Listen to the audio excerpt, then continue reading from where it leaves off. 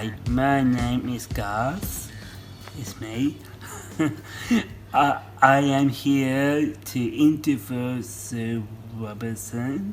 Sue lives in New Zealand.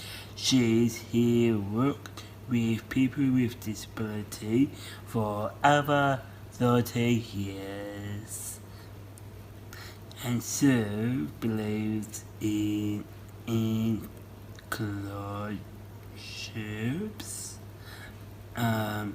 and family leaderships. And so his daughter named Katie. Today, Sue will tell us how Katie get her own home and her protection is called repairing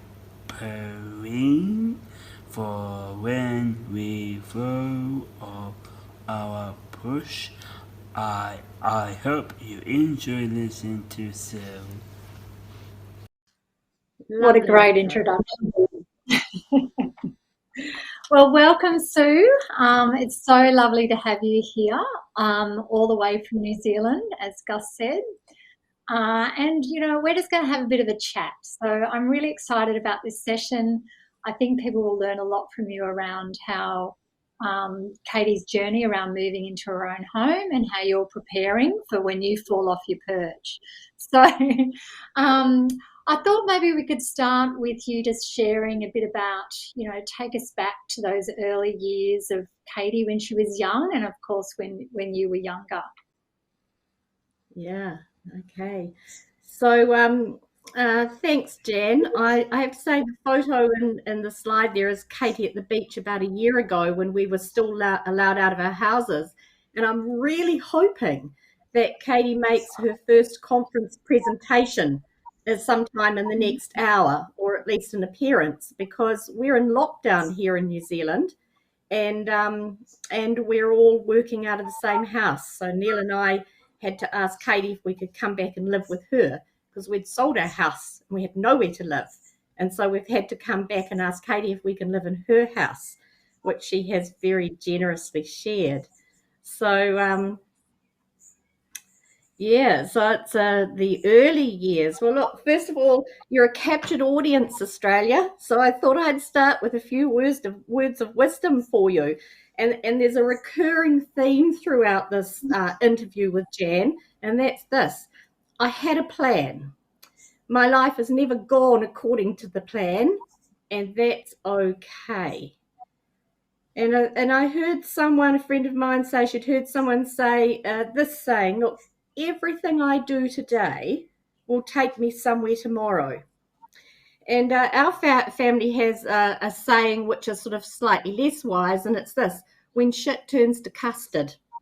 And if I've learned anything from this journey called life, it's really essential that to know where you're going, you must know where you've come from and what you don't ever want to go back to again. So where did we come from? And where have the years gone? The picture on the left is one of the last of our institutions to be closed in New Zealand. And at the time when Katie was diagnosed 30 odd years ago, the institutions were closing, de-inst, and at the same time, all the special preschool centres were closing. And the New Zealand Education Act in 1989 was 3 years into the future. So I was a mum who had two beautiful daughters, one of whom had the right to an education. And it wasn't until Katie was 3 that she had the legal right to an education. And so my early years of parenting were really fighting for Katie's rights. And I learned very early on that I couldn't do that on my own, that it was always, Jan, going to take a team and a networking approach to keep focused on the goal. And I'd also say this, and it's only, some thinking that's come to me recently, that Katie was so lucky to be born into this period of disability history. She really was, because we had some choices. And I love this slide, because for me, it represents the fragility of what it takes for some people to be part of their community. And I look at the ant, and it shows strength of character, which Katie has in spades. And then I look fast forward 35 years, and it's 2021 now, and I have to admit some of those years are a blur, because it's taken more time than I could ever have imagined to put plans in place to secure Katie's future. And if I had any words of wisdom to share to parents out there at the beginning of their journey, look, keep your remnants, keep your entry tickets, keep your photos, keep your videos, because your story might become a blur, and your family story is as important as anyone else's to tell. We'll want to hear your stories, like you're hearing our family story and Katie's story here today. And I have to say, it's been harder than I thought, and time's gone faster than I imagined. So I talk a lot about falling off my perch. I would say there's not a moment of my day in the last 20 odd years where I haven't thought, Lordy, what would life be like if I were, if I was not around for Katie? It's on my mind. So falling off my perch is a euphemism for dying. And it's around planning for the time when I'm no longer around. And I, like many families, generously shared our journey at conferences and in seminars and in multiple ways. And we had a great starting point way back in those 80s, when those institutions closed. And we talked about inclusion. We talked about what that meant. We fought for it. We believed in inclusive communities. And where we've ended up, Jan, is not what we'd imagined. It's better than that. And not everything's turned out as we planned, but that's okay. And the other bit of learning we did on this journey is that the rest of the family, it wasn't all about me. There was a time when I thought it was, but actually the rest of the family are on this journey too. And their stories changed as they went through their teens, their 20s, and now they're into their 30s, and how they lived with their sister and experienced all of that changed with each decade. But it's only with insight that I realized how lucky they are, and they know how lucky they were. So what did we do? We got on with life. We living with autism didn't create the barriers, because those were created by the systems, by policies, by processes and practices that actually still do create the complexities, the inequities, and energy sapping experiences that make life unnecessarily complicated, especially those living with complex disorders. And by that, I mean for the person and their family. And so we emerged from some very challenging middle years, and look, I really can't remember, but at some point we stopped focusing on Katie's autism, and we started focusing on her gifts and her skills and her positive attributes, and we were always looking for more and for better. And we always had a strong agenda of what that could look like. We just called it ordinary. But it actually wasn't till many years later that we realised Katie had her own agenda. Fancy that. And so she's now an adult making her own choices. She lives in her own home. She pays rent. She hires her own staff. She's an astute judge of character and who's right for her. And Katie's someone who has very little language with which to speak. So you might ask, how does she hire her staff? Well, they've got to be the right kind of person. I do all the back screening and all those checking and the first interviews, and then Katie does the second interview if they get that far. And I think her first criteria is she'll scan them up and down like an X-ray machine, and if they're not okay, they don't get through the front door. So that's that. And then if they get into the sunroom and she looks at them and walks away, there's something about them that's not right. And then she will, and I know what she's up to, she'll walk around behind the back of your neck and give them the sniff test. Now, there's something about the back. Go home with your partners and do this tonight. I don't know. But there's something about the back of your neck that determines if you're a good chook or not. And then if you pass the sniff test, then she might take you to her bedroom, which is really like you're almost hired. She's a really astute judge of character. And so, and the other thing is she's in control of her own home. So she, like, who comes, when they come, what they're there for, and when they go. And she's in charge of training her own staff. She's really assertive. And by great judge of character, Jan, I have to say this, I thought she was until it dawned on me a few years ago that actually it really comes down to this. You are all listening to this either marshmallows or you're not marshmallows. Marshmallows are people who will do your will and bidding. And therefore, you've got to be slightly soft and fluffy inside. And she can tell at a glance if you are a marshmallow or not. And if you're a marshmallow, you're hired. So the other things I want to tell you about Katie is she's got a great sense of humour. She's a really caring neighbour. She's an artist, photographer. She's a businesswoman. Um, and she's been assertive all the way through. Katie knows what she likes and what she doesn't like. And this is the great thing about Kate. She didn't like music therapy. She didn't like Special Olympics. She will never, ever go on an aeroplane ever again. She won't even go to the airport to collect visitors. She doesn't like respite services. She didn't like holiday programs. She didn't like writing therapy. She threw her first computer across the table. She didn't like supermarkets. She didn't like eating at the family table unless the light was turned out. The government-funded communication centre couldn't assess her because she was too difficult, apparently. And so she didn't like so many special things that we had no choice but to keep her in the ordinary spaces and places. And so, yeah, we had to learn really carefully to what Katie was telling us.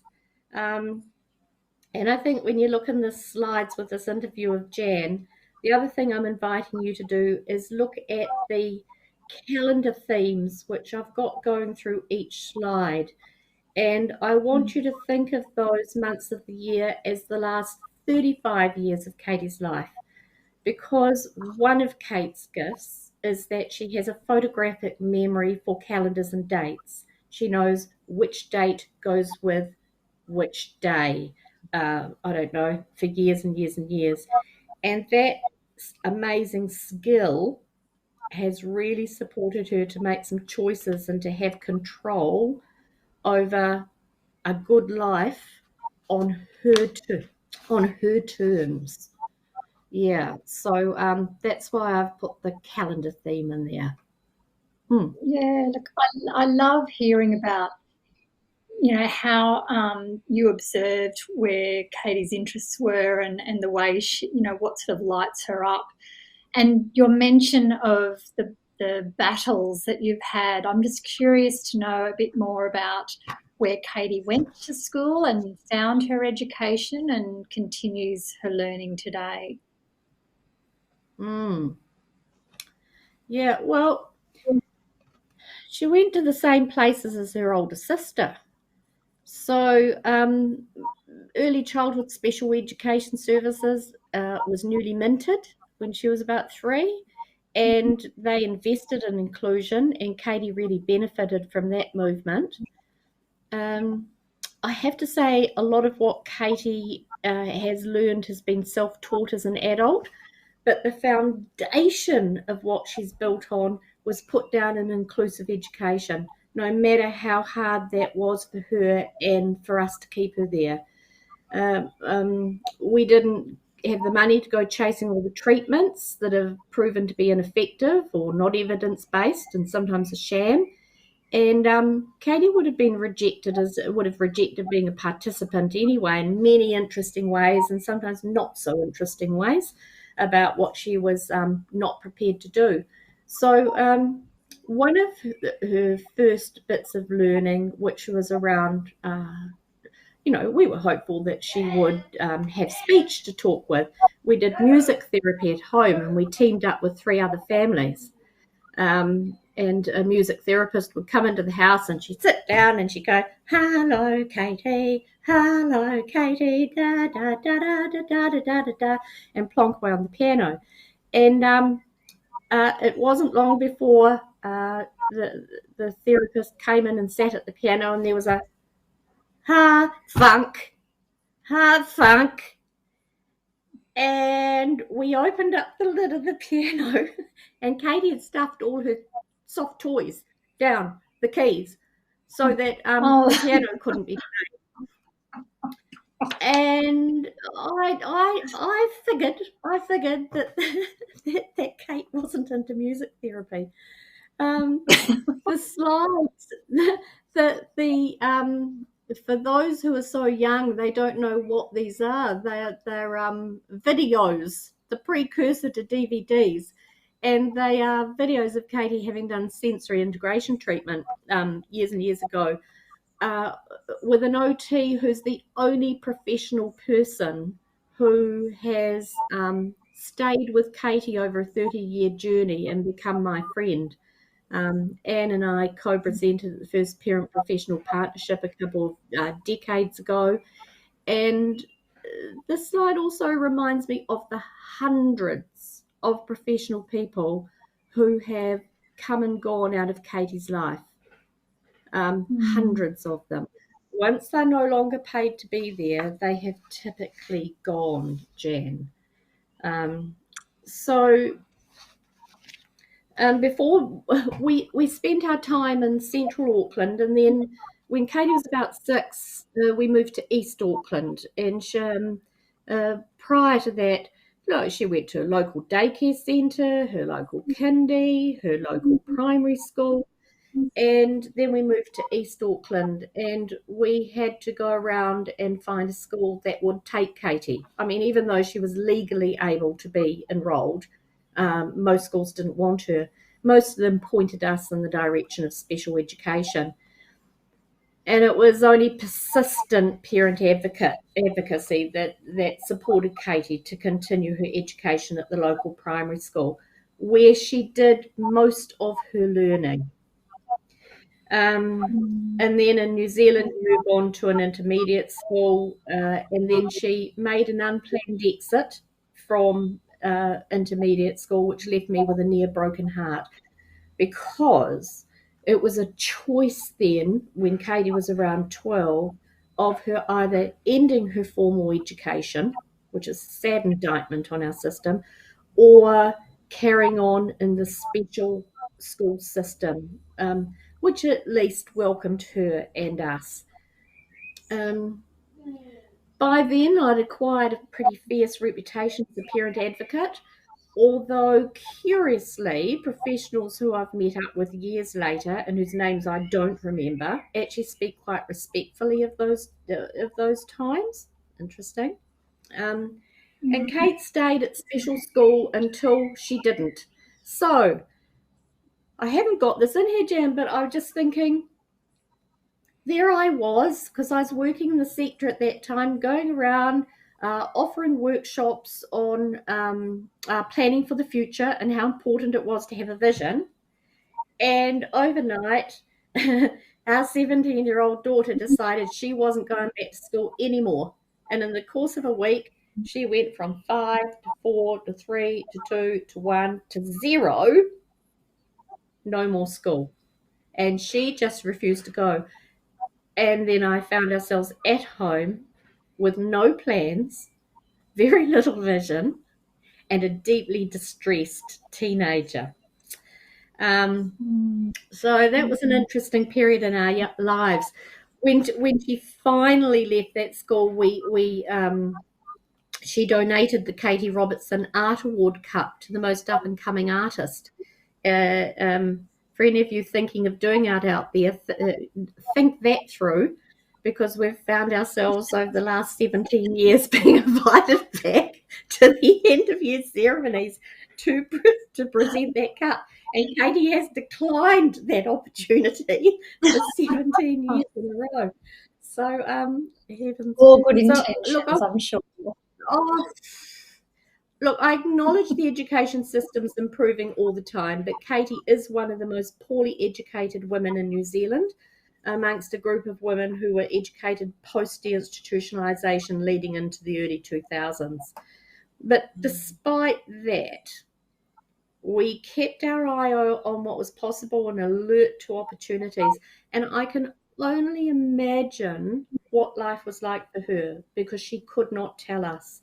And at times she was a deeply unhappy, distressed person. And I just want to acknowledge Katie's courage during that time.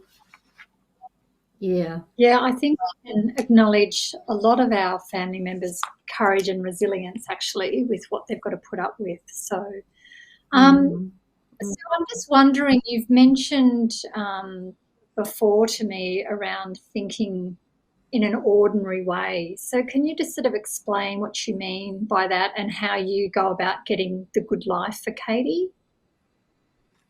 It's not rocket science. It's like, it's just ordinary life. It's the life paths that we all choose for ourselves. And what I would encourage people to do is really look at the manifesto from the Inclusive Living Network from our friends in Ireland. I think they've nailed it. Like, I like word crafting, but this really gets it right. And I just want to read it to you. We believe our lives are better when we live in inclusive and diverse communities. When every member of our community is using ordinary places in their own community and is known by others using the same places, that it's warm and welcoming, that each person's known by name for their own uniqueness and for all the kinds of things that you do in your daily life and by how they contribute, and what you stand for, that you won't let happen. Like, we will not tolerate exclusion, and we do celebrate the differences and diversities of each person. So what we did was really proactively support strong connections with friends and family and community. And I tell you, Jan, that was not easy, because when you look at this photo and Katie is there in video easy, probably choosing her 112th video of the Simpsons third series, or the Addams Family, of which she has multiple copies and many others, just her being there is somewhat of a miracle. Because when she decided she didn't want to be at school anymore, she actually came home and chose not to leave the house for another 5 years. So that photo is of Katie deciding overnight that she would, for whatever reason, I knew one day she'd leave the house, but I didn't know when or how. And all we kept doing was creating opportunities all the time for her to make that choice, for a time when she felt safe and she could make the choice to go out again. And I think too, how do we stay on track? How do we just not give up and alter our vision? And I think it's because of the connections that I've made. Look, I've been so lucky to have been influenced by world leaders and homegrown thinkers. Lucky enough to have met Wolf Wolfensberger. Very lucky to have met your very own John Armstrong, Janet Cleese, who I know has presented on this, Margie Ward, Lorna Sullivan in New Zealand. And what we hung our hat on, our journey on, was actually knowing what our family values were, and we embraced the principles of social role valorization. Big long word, I know, but I've simplified that into an elevator speech, which is, what are other people of a similar age and culture doing? Because it's all about having roles that are valued, being in relationship with others, and knowing what active citizenship looked like. So we hung our thinking and our decisions on that. And then the world of technology came about. Jan?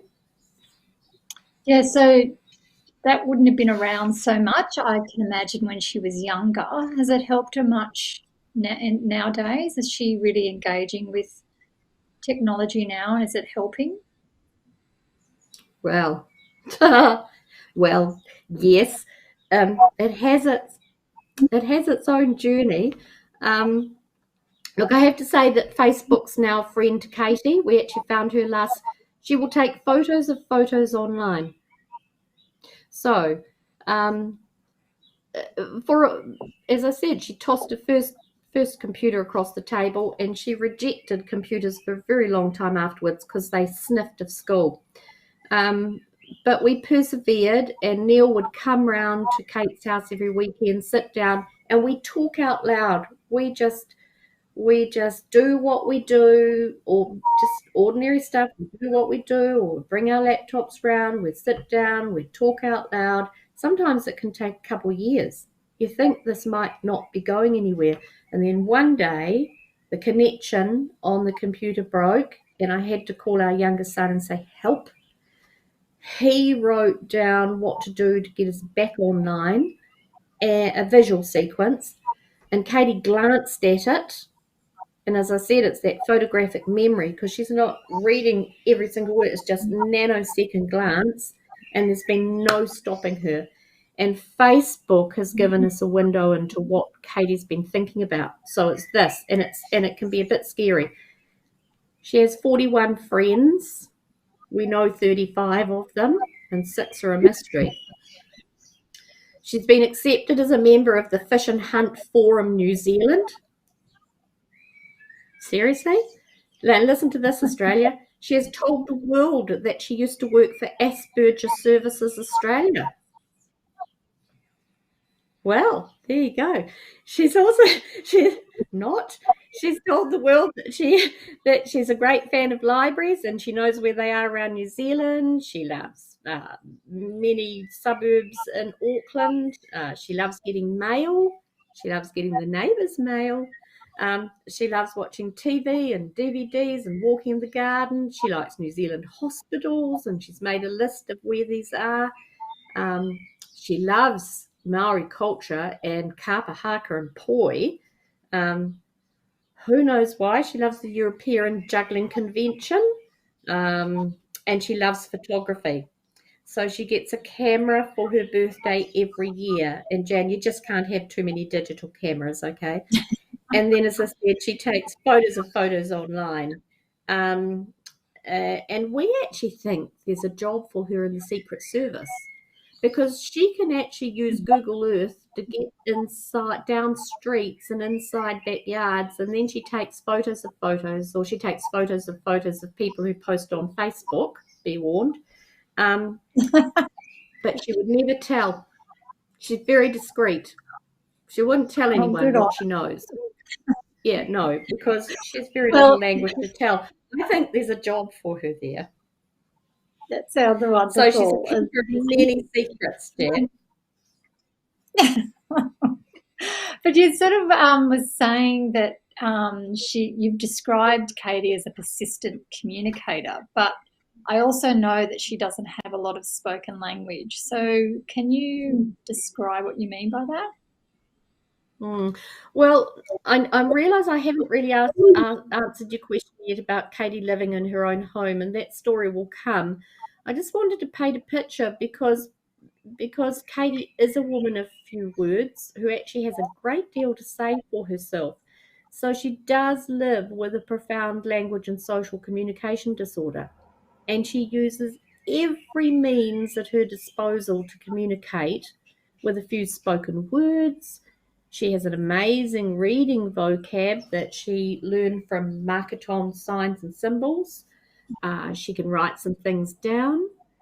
I think the best things we ever taught her were days of the week, months, numbers, colours, really simple emotions: hot, cold, sick, gone, yes, and no.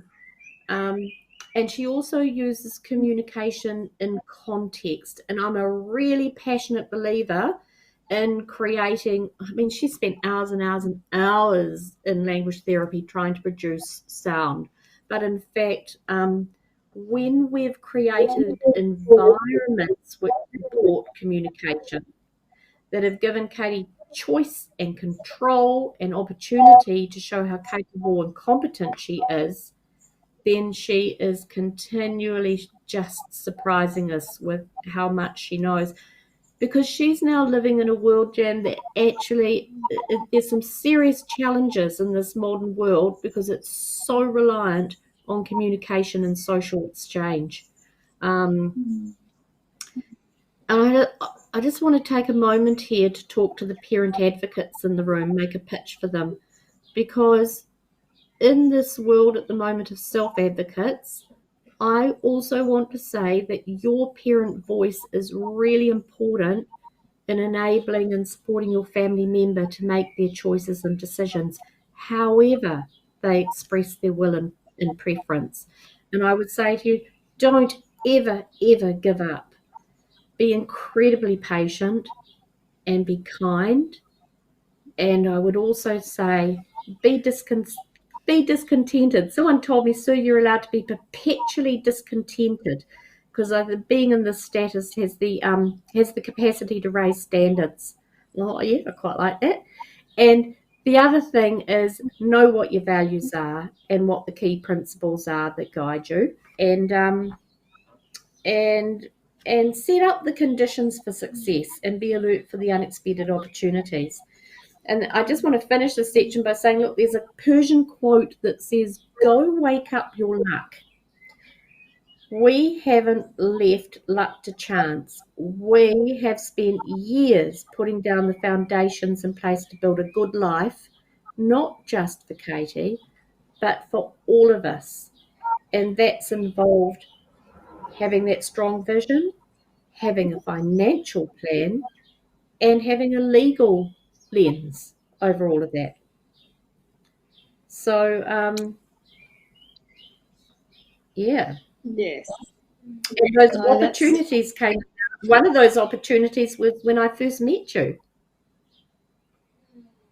And yes, it was, and I remember that. It's sort of embedded in my brain back in when I came over on an exchange and met you for the first time and met Katie for the first time. And after that story before, where you're saying how she really, assesses whether people are good or not, I'm grateful to know that I wasn't kicked out when I came to visit Katie back in 2012, but. Yeah, like that was an amazing experience for me to meet Katie, knowing she hadn't left the house for, was it 3 or 5 years, did you say? About 5 years by then. Yeah, so that was pretty Yeah, daunting. yeah, So, yeah. So I think because she hadn't, Jan, that then presented the challenge to us to say, well, look, how do you think inside out?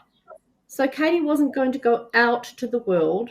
How do we bring the world into Katie? Still based on roles and relationships. And so Katie's art's always been pivotal to bringing people into her life. So that cocktail evening took me way out of my comfort zone. And Katie hosted a few more art shows after that. We called them Artist in Residence. And so she knew that if people came to her door to look at her art, she knew how to host them through the rooms. And we built on that over the years. If we need electricians in, or we need plumbers in, or more recently real estate agents in. They actually all get a tour of her art gallery throughout her house before they're allowed to attend to actually what they've really come to do. So it's worked for us. And we turned that art into wearable tees. So Katie had a wonderful butterfly painting, which we turned into wearable butterfly tees. We hooked up with a dress shop in our Howick village, and Katie had a whole rack of wearable tees for a week on sale with a pretty classy dress shop here in our local village. And Katie's tees have been worn all around the world by various people who've worn them. She didn't discriminate on size, so they were of all sizes for anyone, including a very masculine T-shirt with a little butterfly on the back that looked a bit like a tattoo. They went really quite well. And then we talked about Katie's business because Katie is an influencer. And Katie has influenced many other people to start up their own businesses. And I don't think that's too bad for a woman who doesn't have many words to speak with. That's right. And she's also been a fabulous neighbour to many people. And I'm just keeping an eye on the time, but I have to say, look, up to lockdown, she was looking after 32 neighbours by taking their rubbish bins and recycle bins out on collection day. That's 72 bins. Most of the neighbours over those years have been grateful. Some weren't. Some got together in driveways and sorted out their differences of opinion because Katie was going onto their property uninvited. And some thought that she was incredibly generous. What I learned from that was that actually I don't have to negotiate everything. Katie has learned to navigate how to be a good neighbour on her terms, and our other neighbours have taken care of their own business, which has been really interesting. So really, Jan, the cocktail evening. Yeah, I wished. Can I just say, I wish Katie was my neighbour because we would love her to come and put our bins out. But yeah, with the cocktail evening, was she living in her own home then, and where were you living then? Yeah. Well, I just want to tell your technician that I've lost my auto cue. So if you'd like to go to the next slide, labelled April, and I can't get it done, otherwise I'll cut myself off. We were living here. So what happened was essentially that Neil and I had run away from the family home with our youngest son. Katie was about 21, and really it was time for us to, gosh, life has to keep moving forward. So we ran away from home to a house just around the corner. And as Margie Ward put it, I still love this, within 2 minutes pajama driving distance of the family home, because if we needed to get back to Kate, we had to real quick. And we left Katie living behind in the family home with her older sister. And her older sister had a friend who needed somewhere to live. So for a while, 3 women were living together and renting our family home. So that worked really well for a while. In fact, Katie, and that lass was an Australian as well. Katie got on better with her sister's friend than she did with the sister, by the way. So, but anyway, that's where they lived. And how that worked was we leveraged a second mortgage off our family home property. And I stayed working and paid half the mortgage, and the rent that Katie paid and the flatmates paid the other half of the mortgage.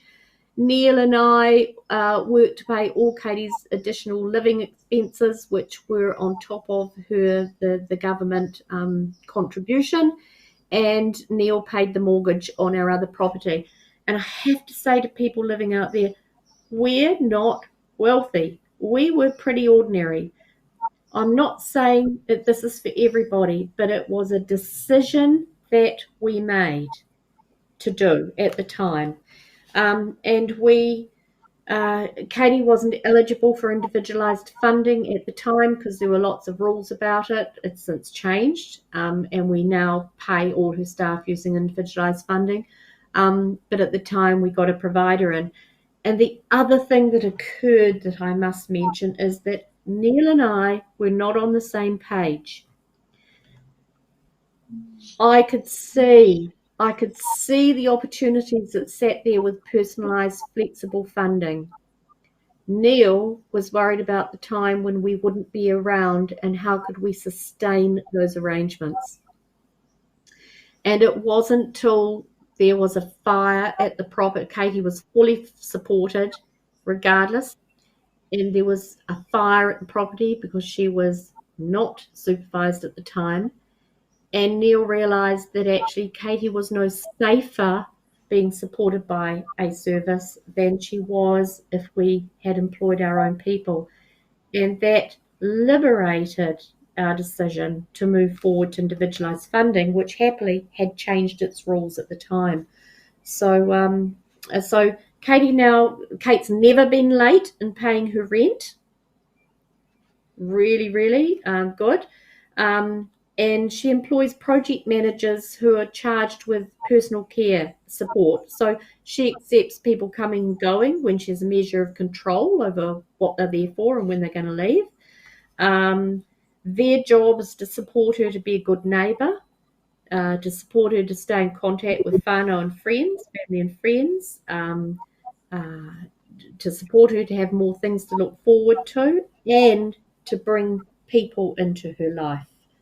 And so, things change.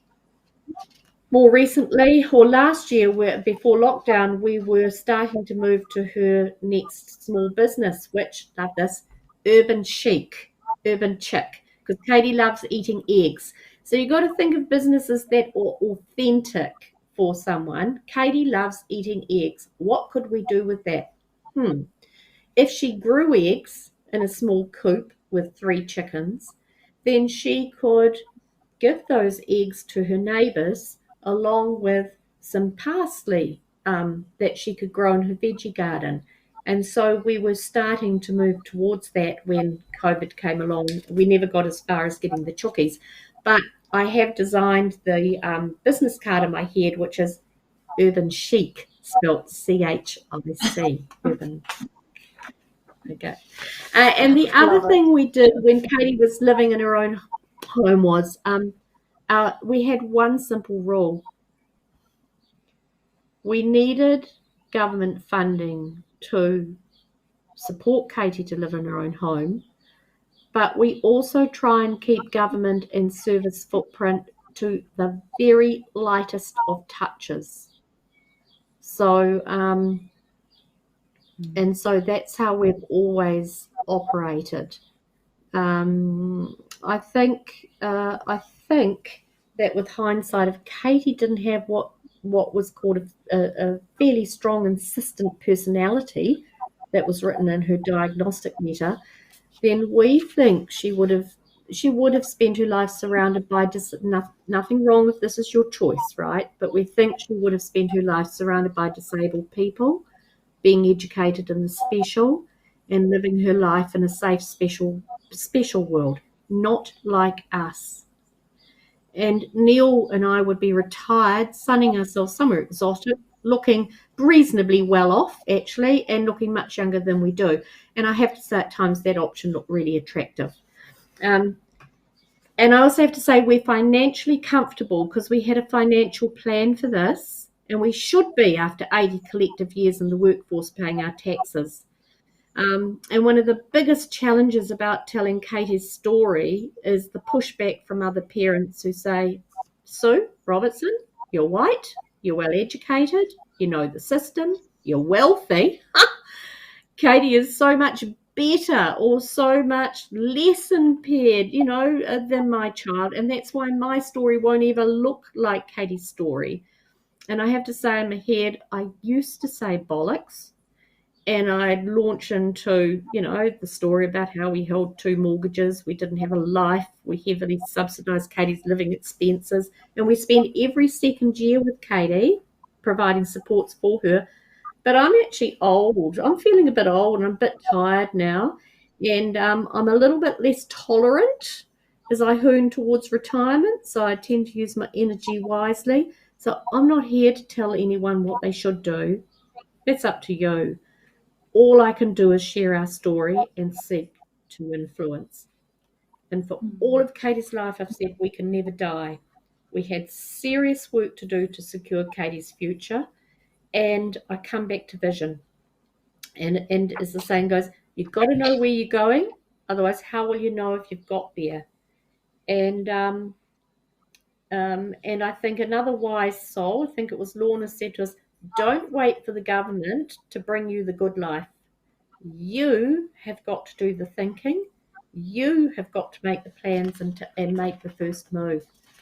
So this is Lewisham Street, and that's the bins. And if you were to measure the distance between each of the bins, I think you might find them exquisitely the same. I love the symmetry, the positive attributes that autism brings. I love that symmetry of the bins going up Katie Street. So the next slide is beautiful. And we probably are running a bit short on time, Sue, but something I'd really love you to sort of talk about is I know when before Katie lived by herself, the system thought she needed that one, 2 people to support her. Yeah.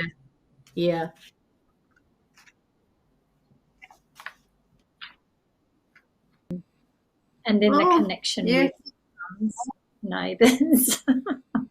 Well, yeah, the connection with the neighbours, because Kate sold her own home. So that's how I'll finish. Yeah, sure.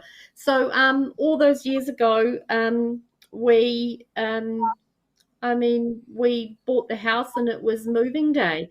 And I can clearly remember backing down the driveway, bawling my eyes out, howling my eyes out, going round to our house and then driving back the next morning. And for my sins, we were also being filmed for a TV program. Don't know why. I said yes to that, drove back up the driveway the next morning, knocked on the door because it was no longer our house. It was Katie's house. Waited to be let in. And then went and sat down with the support person and said, oh, well, how was Kate's first night? Well, Madam Robertson had got herself out of bed, had a shower, got herself dressed, organised a breakfast, started, and I'm on national television squawking, what do you mean got a breakfast? She's never eaten breakfast in her life. And I think that's just an example, Jan, of what happens when you leave those spaces. Because Katie was someone who was described, and we use those words too. Katie's someone who needed 2-to-1 support 24 hours a day.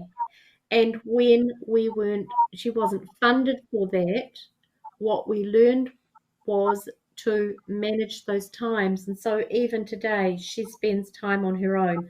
We structured it so that when staff come, there is a half-hour gap between when they leave and when they come. So Katie's on her own for half-hour periods during the day. That's our safeguarding arrangement. And so we keep testing leaving her for longer periods where no one is in the house. And it is during those times, those cracks, during those times when she has demonstrated how competent and capable she is. So she now preps all her own dinner, just about had a heart attack one day. Clearly she can use the microwave. During COVID, she has demonstrated that she can cut her own hair. I would describe it at the moment as pixie and asymmetrical. her fourth COVID self-cut hairstyle. But she's just in, and we are now living with her. We've been now back living with her for 10 weeks. And if I can finish with this, I thought our aim was to make Katie happy. But I can define what happiness is. Happiness is because Katie feels competent.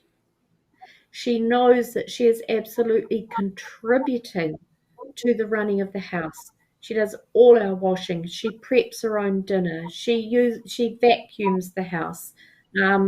She's so keen on washing. Sometimes we've been left with no clothes to wear because they're all in the washing machine. It's competency. Katie feeling competent and knowing she's contributed equals happiness. And that's been illuminating during this lockdown. Yeah, that's awesome. Look, I could talk to you all day, and I'm sure the audience would love to continue to hear from you. But Katie's now been living, is it 13 years in her own home? 14 in her own home. Oh, sorry, Jan. Yeah, and we're about to move. So we have now bought our retirement home. And we are building a home for Katie and her older sister down in Matamata, which is I don't know if you whizzed to one of the slides there, a little town in central North Island. Oh, yeah, keep going. We've sold. That's the view from Katie's window. That's Neil and I. Here we are. No, go back one. So the slide in the right-hand corner will be Katie's office, where she can see people coming and going. And Katie has sold our own family home because she has a great relationship with the neighbour next door. George and Susan are a Korean couple, and Susan doesn't have a lot of English to speak with, and Katie has barely any language to speak with. Apparently, they have great chats over the back fence. And Susan has made an offer on the family home because she loves Katie. It's a cash offer. We don't have to move out till the house is ready for Katie to move into because she just wants Katie to be happy. And it's just an extraordinary relationship that I had no hand in developing. Katie's done this all on her own by being a good neighbour and looking out for other people. Who would have thought that she's negotiated a real estate deal